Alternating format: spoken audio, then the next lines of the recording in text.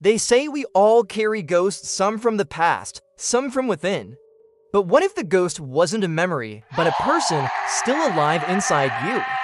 Today's story may be the most disturbing psychological mystery we've ever told. This isn't about monsters in the dark, but about something much closer, something inside us. This is the story of a woman who wasn't alone even in her own body. Clara Jennings was a science teacher, rational, smart, grounded. She didn't believe in anything supernatural. But all that changed one cold autumn night in November. That was when the dreams started. In one, she floated in warm darkness. She could hear her own heartbeat, slow, steady. But there was something else, a presence. Another heartbeat next to hers, then a whisper. "You took everything from me." Clara jolted awake, her sheets damp with sweat. She dismissed it as stress.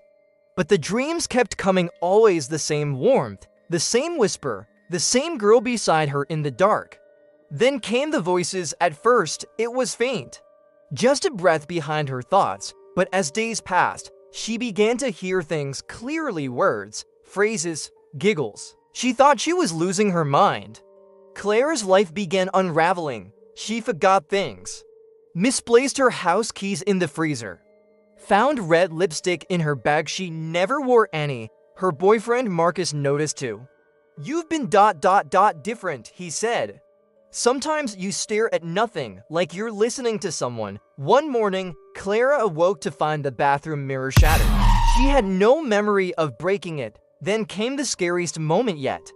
She looked into the mirror one night and her reflection smiled. Before she did, Clara visited a neurologist, Dr. Holtz. After explaining the blackouts, the strange dreams, the memory loss, he ordered an MRI. The scan showed something deeply disturbing. Behind Clara's left eye socket was a mass, not cancer, not a cyst. Tissue, human tissue, with early formations of teeth and hair.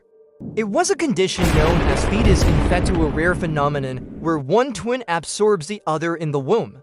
Except this wasn't just leftover tissue, it was partially developed, structured, embedded in Clara's brain. "You had a twin," Dr. Holtz said, "and she didn't vanish. You absorbed her." Clara felt sick. Then she asked the question she feared most: "Is it alive?" Holtz hesitated. "We're seeing neural activity. Brain signals, Act 4. Her name was Emily." Clara confronted her mother. At first, she denied it, but eventually, the truth spilled out.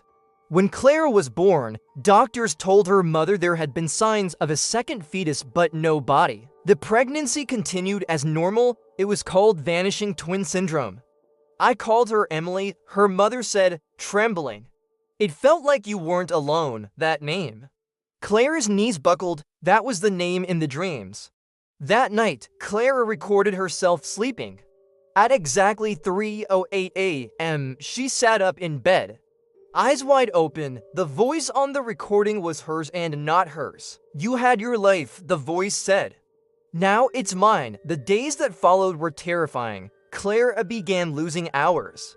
She'd leave home and find herself miles away without memory of how she got there. Security footage from her apartment building showed her talking to herself.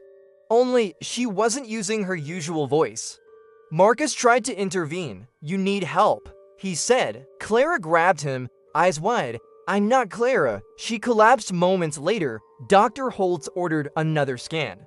The tissue had grown. The brainwave patterns from the twin Emily were becoming dominant. Clara was being overwritten. Then she disappeared. 3 days passed. A police search, posters, news coverage. On the third night, a farmer found her walking down a dirt road, barefoot, humming an old lullaby. She was calm, peaceful, but didn't recognize anyone. When they brought Marcus to her, she stared blankly, then smiled. "You must be Marcus, Clara?" he asked. "No," she said. "Claire's gone. I'm Emily." They committed her to a psychiatric facility. But every scan told the same story. The tissue inside her brain was now the primary source of thought. Emily had one. 2 months later, Marcus visited her. She spoke like Clara, moved like Clara, but as he stood to leave, she leaned in and whispered, She's still watching, you know? From the inside, Marcus froze. You mean Clara? She tilted her head. No, the third one, we think we know ourselves.